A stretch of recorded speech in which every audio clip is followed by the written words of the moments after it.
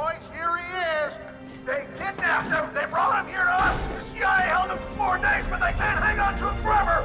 Dieter Dengler! Selamat datang di Watch Mojo, dan hari ini kita menghitung mundur pilihan kami untuk 10 orang yang selamat dari kondisi mustahil. Was the story of the marvelous man true? If so, how in the world did he manage to escape? Untuk daftar ini, kita akan melihat orang-orang yang selamat dari peristiwa mengerikan dan tampaknya fatal yang tak terbayangkan. Manakah dari cerita-cerita ini yang menurut kamu paling gila? Beritahu kami di komentar. Nomor 10, Aron Ralston. Saat ini semua orang tahu tentang kisah luar biasa Ralston melalui 127 Hours, karya Danny Boyle. Pada bulan April 2003, Ralston sedang mendaki sendirian di Blue John Canyon, Utah, ketika sebuah kecelakaan mengerikan membuat lengannya terjepit oleh batu seberat 1 ton. Ralston menghabiskan 5 hari dalam mengarai sempit itu dan sepenuhnya percaya bahwa dia akan mati. Pada akhir hari kelima, dia telah merekam pesan perpisahan untuk keluarganya dan mengukir namanya, tanggal lahir, dan perkiraan tanggal kematiannya di dinding. My name's Aron Ralston. My parents are Donna and Larry Ralston of Englewood, Colorado. Whoever finds this, please make an attempt to get it to them. Be sure of it. I would appreciate it. Setelah halusinasi di mana ia melihat dirinya dengan seorang anak kecil, Ralston melakukan hal yang mustahil dan mengamputasi lengannya sendiri dengan alat yang dia punya. Ini adalah kisah bertahan hidup yang mendebarkan, pertunjukan brilian dari kecerdikan dan ketekunan manusia untuk hidup. There will never be a more powerful experience for me. It was absolutely the greatest feeling to be given the chance to get out of here. Nomor 9, Chris Gursky. 3, 2, 1, go! Run, run, run, run, run, run! Jika ada satu hal yang bisa diambil dari cerita ini, ingatlah untuk belajar pull up. Saat berlibur di Swiss, Chris Gursky memutuskan untuk melakukan sedikit hang gliding. Sayangnya, pilotnya lupa memasang sabuk pengaman, dan Gursky benar-benar terpaksa bertahan seumur hidup. Dan selama lebih dari 2 menit, Gursky dibiarkan menggantung dari layang-layang ratusan kaki di atas tanah. Kekuatan cengkeramannya menjadi satu-satunya yang menyelamatkan dia dari pepohonan di bawah. I was slipping slowly with my right hand from his neck all the way down to the bottom of his leg. My left hand I locked onto that bar and I wasn't letting go. Untungnya Gursky berhasil kembali hidup-hidup, meskipun pergelangan tangannya patah saat mendarat dengan kasar. Cobaan yang mengerikan itu tidak membuat Gursky takut dari hang gliding, dan dia tidak pernah melakukan tindakan hukum terhadap perusahaan dan menyebut pilot itu pria yang sangat tangguh. If I had the chance to fly with him again, I would. Nomor 8, Mauro Prosperi. Pada tahun 1994, seorang penatlet Italia, Mauro Prosperi memutuskan untuk berpartisipasi dalam Marathon des Sables, sebuah ultramaraton yang membentang lebih dari 150 mil dari gurun Sahara. 4 hari dalam perlombaan, Prosperi tersesat dalam badai pasir yang dahsyat dan akhirnya berlindung di dalam kuil yang ditinggalkan. Intanto inerme. I'm kidding myself against similar conditions tomorrow! So disorienting! Selama di sana, ia menghidrasi dirinya dengan mengisap tisu basah dan meminum darah dari kelelawar yang berhasil ia tangkap dan bunuh. Dia kemudian berusaha untuk mengakhiri hidupnya sendiri, tapi ini gagal dan dia terus mencari penyelamatan. Nel coprirmi, mi è uscita la fede è scivolata e è andata in mezzo alle dune. E a quel punto ho detto caspita, all'inizio ho detto evidentemente è il mio destino, anche la fede l'ho persa. Prosperi akhirnya menemukan kotoran kambing di padang pasir dan mengikuti mereka ke kamp lokal yang dihuni oleh perantau Tuareg. Dia kemudian dibawa ke rumah sakit setelah bertahan selama 1,5 minggu sendirian di gurun tandus. Lì i 9 giorni è come se fossero stati quei 9 giorni lì che io ero dentro la pancia del deserto e poi sono rinato. Nomor 7, Luther Siblaris. 30,000 dead, 1 man alive. How? Dikenal sebagai Paris dari Karibia, Saint-Pierre, Martinique dihancurkan oleh letusan Gunung Pelée pada tahun 1902. Aliran piroklastik melanda pada jam 8 pagi pada tanggal 8 Mei, menghancurkan seluruh kota dan meninggalkan sangat sedikit orang yang selamat. Salah satunya adalah Lutger Silbaris.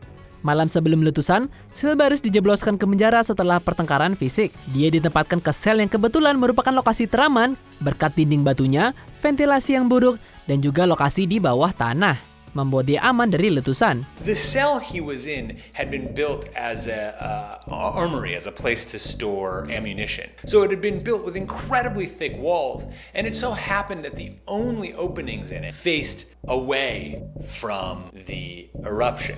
Sel-Baris selamat dari letusan, tapi terbakar parah dari udara panas yang masuk melalui gang kecil. Dia kemudian melakukan tur dengan sirkus Barnum and Bailey yang disebut-sebut sebagai orang yang selamat dari malapetaka.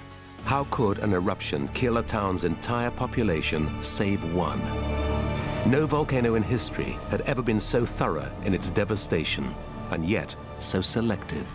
Nomor 6, Vesna Vulovi. Banyak orang takut ketinggian, tapi ini membawa banyak orang ke tingkat lain. Vesna Vulovi bekerja sebagai pramugari ketika JAT penerbangan 367 dibom di Jerman pada tahun 1972. Dan semua orang di dalam pesawat terlempar keluar dari pesawat karena depresurisasi. Tapi Vulovi terbukti sangat beruntung ketika dia dijepit di badan pesawat oleh gerobak makanan. Dia kemudian mengendarai badan pesawat 33.000 kaki ke tanah, di mana ia mendarat ke pohon-pohon tinggi dan salju yang dalam. Luka-lukanya sangat parah, tapi Vulovi selamat setelah ditemukan oleh penduduk desa setempat. Dia menderita amnesia dan lumpuh sebentar dari pinggang ke bawah. Tapi Vulovi akhirnya pulih, meskipun dengan tulang belakang bengkok dan pincang. Nomor 5, Anna Bagenholm. Pada 20 Mei 1999, Anna Bagenholm sedang bermain ski dengan rekan kerja ketika dia jatuh ke sungai yang membeku, menyebab kepala dan tubuhnya di bawah es sekitar 8 inci.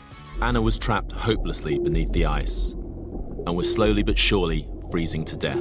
Rekan-rekan Bagenholm berusaha membebaskannya tapi tidak berhasil. Untungnya Bagenholm dapat menemukan kantong udara, tapi 40 menit dalam air yang membeku menyebabkan dia dapat serangan jantung. Dia akhirnya dibebaskan oleh tim penyelamat dan dibawa ke rumah sakit dengan suhu tubuh minus 10 Celcius, yang merupakan suhu terendah yang pernah tercatat dalam kasus hipotermia yang tidak disengaja. Even though Anna looked dead, the doctors knew that the hypothermia, the very thing that had stopped her heart, might also have preserved her brain. Bagenholm mulai menunjukkan tanda-tanda kehidupan setelah operasi ekstensif dan kemudian menghabiskan waktu berbulan-bulan untuk memulihkan diri di rumah sakit. Dia telah pulih sepenuhnya, dikurangi beberapa kerusakan saraf di tangan dan kakinya. So now I'm back to work as a normal doctor. I do exactly the same things as everybody else. And you're out skiing, Yeah, I understand, cool, and so doing everything you were before. Yeah, I take a bit more care. Nomor 4, Harrison Okene. Seorang koki Nigeria, Harrison Okene sedang bekerja di kapal yang sedang menstabilkan sebuah kapal minyak di Samudra Atlantik. Found one, yeah? He's alive. Sayangnya, kapal itu menghadapi ombak yang ganas dan terbalik, mengirimkannya 100 kaki ke dasar laut. Sementara sebagian besar kru tewas dalam kecelakaan, Okene dibiarkan hidup dan berjalan ke kantor insinyur dalam kegelapan total. It's a once-in-a-lifetime miracle. It's beyond belief. How did this guy survive for 60 hours underwater? Kantor itu tingginya sekitar 4 kaki dan berisi kantong udara yang memungkinkan Okene bernafas. Dia kemudian membuat pelampung darurat dari kasur dan tetap berada di kantong udara yang gelap gulita selama lebih dari 60 jam. Dia akhirnya diselamatkan oleh tim penyelam yang telah dikirim untuk mengambil mayat. Bayangkan kejutan mereka saat menemukan Harrison. Divers gave him an oxygen mask and put him in a diving bell to get him to 30 meters to the surface. He was the only survivor from the 12-member crew. Nomor 3, keajaiban para korban Andes. Salah satu kisah bertahan hidup paling spektakuler sepanjang masa. Kisah ini diabadikan baik dalam sastra maupun film. Jesus! Pada hari Jumat 13 Oktober 1972, penerbangan 571 Angkatan Udara Uruguay menabrak Andes, meninggalkan 34 orang yang selamat terdampar di gunung yang membeku. Selama 72 hari berikutnya, para penyelamat menghadapi kesulitan yang tak terhitung jumlahnya. To stay alive, the survivors huddled together inside the plane's fuselage, sharing their body heat. At 4,000 meters, temperatures outside can drop as low as minus 40 degrees Celsius at night. Their only hope is to be rescued. Banyak yang menderita dari seizure dan cedera kritis yang diderita dalam kecelakaan itu, dan longsoran salju yang fatal melanda daerah itu 17 hari setelah kecelakaan itu. Semua menderita kelaparan yang melemahkan, menghasilkan yang tak terpikirkan menjadi kenyataan. No. Dead? Tanpa harapan untuk diselamatkan, 2 orang yang selamat mendaki puncak setinggi 15.000 kaki tanpa peralatan pendakian dan mendaki ke Chili, di mana mereka akhirnya menemukan bantuan. Dari 34 orang yang selamat, hanya 16 yang berhasil pulang. Nomor 2, Louis Zamperini dan Russell Phillips. Perang adalah neraka bagi semua orang, tapi orang-orang ini menghadapi jenis neraka tersendiri. Saat melakukan misi penyelamatan di selatan Oahu, pesawat B-24 mereka mengalami kegagalan mekanis dan jatuh ke laut. Dari 11 orang di dalamnya, hanya 3 yang selamat. They were now floating in the middle of 65 million square miles of water. Saat berada di atas rakit penyelamat, orang-orang itu harus berjuang melawan kelaparan dan dehidrasi, serangan hiu, badai berbahaya, dan bahkan pengebom Jepang yang berusaha menembak mereka. Mereka hidup dari air, hujan, dan ikan. Orang ketiga, Francis McNamara, akhirnya meninggal. Tapi Zamperini dan Phillips berhasil mencapai Kepulauan Marshall setelah 47 hari di laut. I got good news and bad news. Sayangnya, mereka ditangkap oleh Jepang dan ditahan sebagai tawanan perang. Dan selama itu mereka sering dipukuli. Melawan segala rintangan, mereka selamat dan dibebaskan setelah perang berakhir. Sebelum kita ungkap pilihan pertama, berikut adalah beberapa honorable mention. Anatoly Bugorsky, fisikawan Rusia selamat dari 300.000 proton-Ronsen balok ke kepala.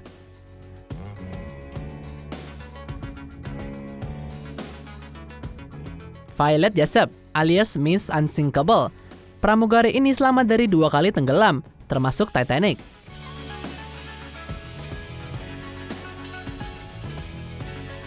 Ralph Flores dan Helen Kleben. Keduanya bertahan 49 hari di Kanada Utara setelah kecelakaan pesawat.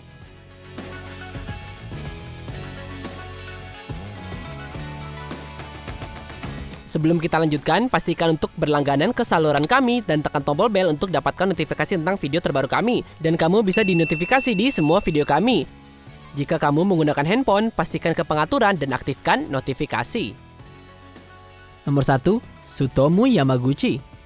I have walked and crawled through the bottom of hell. I should be dead, but it was my fate to keep on living. Seorang insinyur kelautan Jepang, Tsutomu Yamaguchi, sedang berada di Hiroshima untuk urusan bisnis ketika Amerika Serikat menjatuhkan bom atom di kota itu pada 6 Agustus 1945. Solid matter began to come apart, releasing untold quantities of energy. Yamaguchi menyaksikan ledakan itu dan dibiarkan buta sementara. Dia juga menderita luka bakar radiasi dan gendang telinganya pecah. Yang mengejutkan, dia kembali ke rumah dan melapor untuk bekerja 3 hari kemudian. Bekerja dan berada di rumah di Nagasaki. Setelah mendiskusikan pengoboman Hiroshima dengan atasannya, Amerika Serikat juga mengobom Nagasaki. The second bomb was intended for the city of Kokura, but it was too cloudy, so the plane moved on to Nagasaki. Desperately short of fuel, the crew released the bomb despite more clouds. Tidak seperti pengalamannya di Hiroshima, Yamaguchi tidak terluka, meski jaraknya kurang dari 2 mil dari titik ledakan. Meskipun ia menderita penyakit akibat radiasi kemudian hari, Yamaguchi tetap hidup sampai usia 93 tahun dan meninggal pada tahun 2010. Apa kamu setuju dengan pilihan kami? Jangan lupa subscribe ke Watch Mojo dan nyalakan notifikasi untuk semua video kami.